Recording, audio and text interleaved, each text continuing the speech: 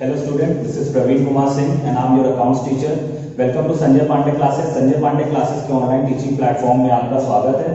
आज हम लोग बेसिक अकाउंटिंग टर्म्स के लेक्चर पार्ट 2 पे कंटिन्यू करेंगे। इन लास्ट लेक्चर हम लोग ने असेट एंड लायबिलिटीज पढ़ के ड्रॉप किया था। Next topic is trade receivables. अभी ट्रेड रिसीवेबल्स क्या होता है? तो trade receivable is a term जो हम सेल्स ऑफ गुड्स के लिए यूज करते हैं। बेसिकली जब भी हम कोई सामान बेचते हैं तो हम उसको ट्रेड रिसीवेबल अकाउंट में इफेक्ट करते हैं। अभी ट्रेड रिसीवेबल्स की हेड में दो चीजें आती हैं। फर्स्ट है हमारा debtor and second is bill receivable. अभी डेटर्स क्या होता है? तो बेसिकली डेटर्स को एक्सप्लेन करने के लिए ऐसे आप समझिए कि डेटर एक टर्म है जो किसी पर्टिकुलर पर्सन के लिए यूज करते हैं। फॉर एग्जांपल हमने किसी को कोई गुड्स बेचा और उस गुड्स के बिहाफ पे हमने उससे क्या लेने हैं? पैसे लेने हैं। तो जब उन्होंने पैसे दे दिए तो वो हमारे डेटर नहीं हुए, बट जब उस पैसे को क्रेडिट पर लेके जाते हैं उस गुड्स को और पैसे नहीं पे कर पाते तो उसे हम डेटर बेचते हैं। जैसे फॉर एग्जांपल हमने किसी को 1 लाख का गुड क्रेडिट पे दिया और उस गुड्स के बिहाफ पे उन्होंने हमको कोई पैसे नहीं दिए तो वो पर्टिकुलर पर्सन को हम कहते हैं डेटर।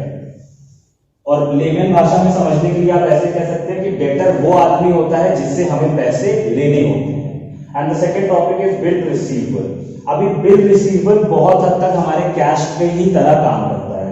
ये आगे के चैप्टर में हम लोग पढ़ेंगे बिल रिसीवेबल के फीचर्स और अच्छे से।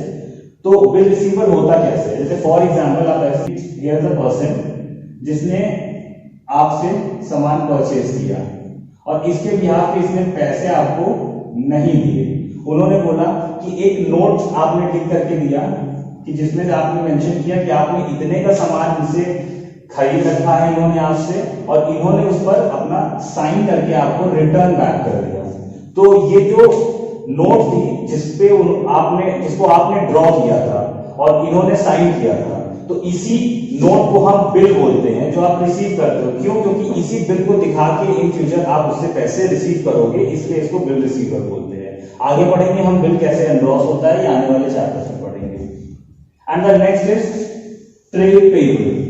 ट्रेड पेबल सिमिलरली इसी को ऑपोजिट होता है। जैसे कि ट्रेड रिसीवेबल्स हमारे सेल्स के लिए होता था, उसी तरह ट्रेड पेबल्स हमारे परचेज के लिए यूज होता है।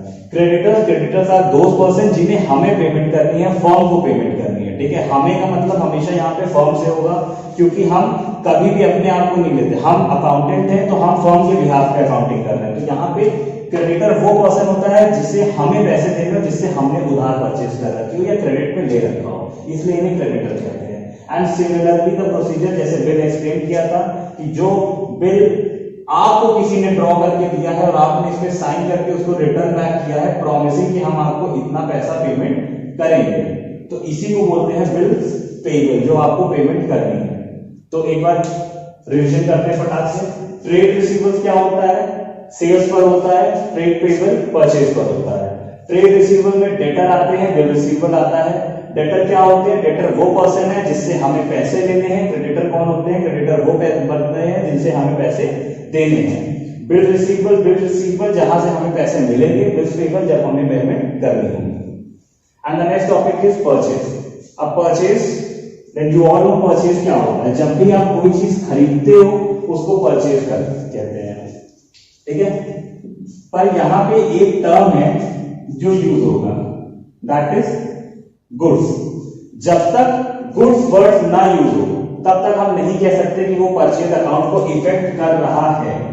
होगा वो हमारा परचेज, पर इसमें हो सकता है कि मशीन हो, ठीक है, कुछ अलग प्लांट हो सकती है, लैंड हो सकती है बिजनेस की, तो उसको हम मशीनरी अकाउंट इफेक्ट करेंगे, टाइपराइटर अकाउंट इफेक्ट होगा एंड सो ऑन, वो आगे हम पढ़ेंगे। अब यहाँ पे हमने क्यों बोला? क्यों? जस्ट बिकॉज कि जब तक गुड्स नहीं इंक्लूड होगा वो हम परचेज में नहीं कर सकते, क्योंकि गुड्स ही एक ऐसी कमोडिटी है जो हमारे बिजनेस का असेट है, जो हमें प्रोडक्शन में हेल्प करता है। मतलब आप ऐसे समझिए, परचेज हम सिर्फ उसी चीजों को बोलेंगे जो हम परचेज कर रहे हैं आगे फर्दर बेचने के लिए। तो जो भी चीज हम बेचने के लिए उसे कहेंगे वो हमारा गुड्स होता है।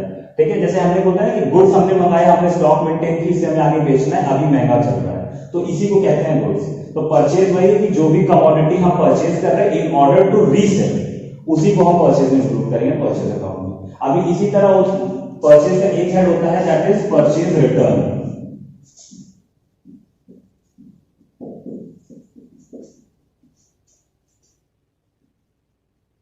अभी परचेज रिटर्न क्या होता है? परचेज रिटर्न जब हमने कोई कमोडिटी खरीदी किसी से और उसको हम वापस लौटा रहे हैं तो वो हमारा परचेज रिटर्न होगा। फॉर एग्जाम्पल आप ऐसे कह सकते हैं कि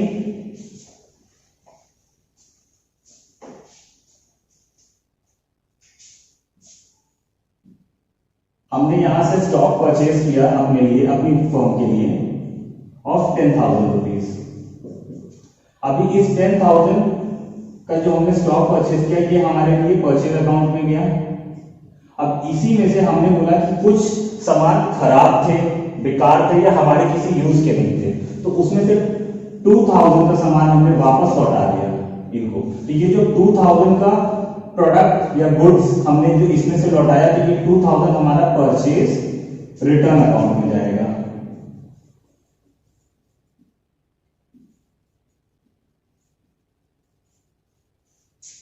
ठीक है, तो परचेज रिटर्न क्लियर हुआ। Coming to the next topic that is your sales. अभी सेल्स भी जस्ट ऑपोजिट ऑफ परचेज होता है। सेल क्या होता है? सेल वर्ड फिर वही होगा कि जो हम वर्ड यूज करेंगे गुड्स के लिए। जब तक गुड्स वर्ड नहीं इंक्लूड होगा हम सेल्स अकाउंट को इफेक्ट नहीं करेंगे। ठीक है, तो सेल्स गुड्स के लिए होता है और सेल्स का भी दूसरा पार्ट होता है दैट इज सेल्स रिटर्न। अब सेल्स रिटर्न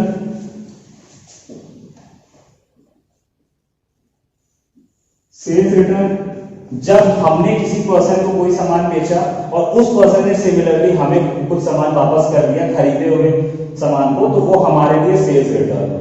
तो मॉरल ऑफ द स्टोरी, जब इनवर्ड होगा गुड्स मतलब गुड्स हमारे पास वापस आएगा तो वो हमारा सेल रिटर्न है, और जब हम किसी को गुड्स देंगे बेचेंगे नहीं तो वो हमारे लिए परचेज है। तो कंफ्यूज मत होइएगा सेलिंग में और परचेज रिटर्न में। सेलिंग क्या होगी? जब आप कोई सामान बेचेंगे और उसके बदले आपको पैसे मिलेंगे, और परचेज रिटर्न क्या होती है? जो आपने सामान पहले खरीद रखा है उसको वापस दे रहे हैं आप किसी को। ठीक है, द नेक्स्ट गुड्स। अभी गुड्स क्या होते हैं? जैसे लास्ट लेक्चर में हमने एक्सप्लेन किया गुड्स क्या होते हैं। गुड्स कोई भी चीज या प्रोडक्ट जो हम परचेज करते हैं in order to resale it is called goods. Stock क्या होता है? स्टॉक जो अकाउंटिंग ईयर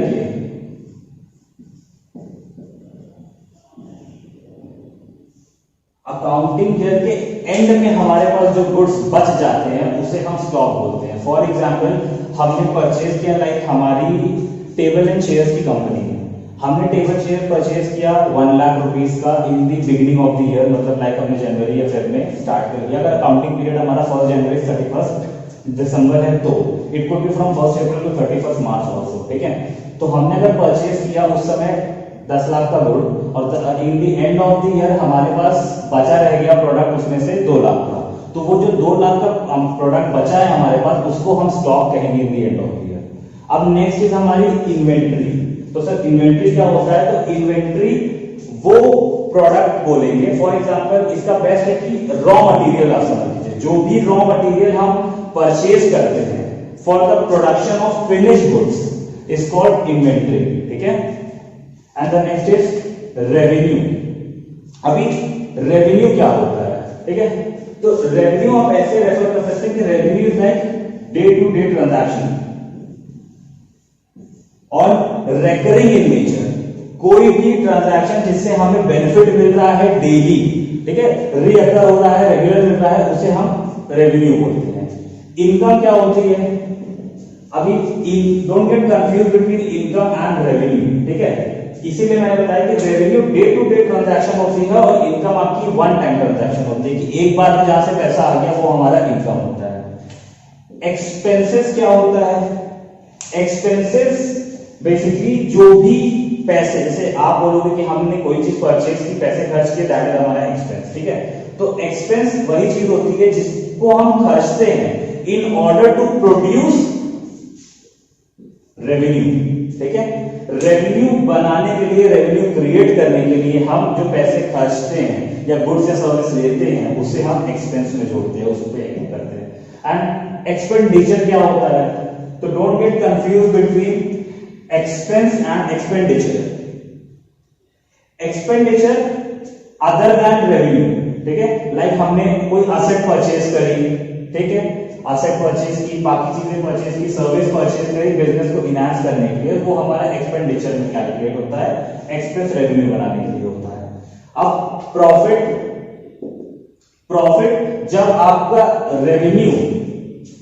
रेवेन्यू आपकी एक्सपेंस से ज्यादा होता है। फॉर एग्जांपल अगर रेवेन्यू एक्सपेंस से ज्यादा है तो आप प्रॉफिट अर्न कर रहे हैं। बेसिक आपको पता है, कोई भी चीज जब पैसे ज्यादा मिल रहे हैं, खर्चा कम हुआ तो हमारा प्रॉफिट है। और लॉस इसी का रेसिप्रोकल हो जाता है कि जब एक्सपेंसेस ज्यादा होते हैं और रेवेन्यू आपका कम होता है, दैट इज और लॉसेस।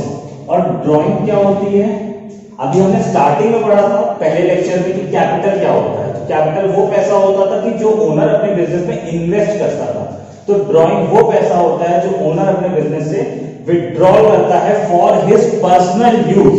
ठीक है, यहां पर पर्सनल यूज याद रखिएगा, जब तक वर्ड पर्सनल यूज नहीं मिलता तब तक यू कैन नॉट से कि वो ड्राइंग है। अगर ओनर ने पैसा निकाला for the development of business, advertising, marketing के लिए उसने यूज किया, तो वो आपका ड्राइंग नहीं कंसीडर करेंगे अनटिल एंड अनलेस वो पैसा वो अपने पर्सनल यूज के लिए खर्च रहा हो। ठीक है, so here ends up your basic accounting terms. Next lecture हम स्टार्ट करेंगे जर्नल से, जिसके साथ हम कंटिन्यू करेंगे और भी जो टर्म्स आपके नहीं नए हैं आप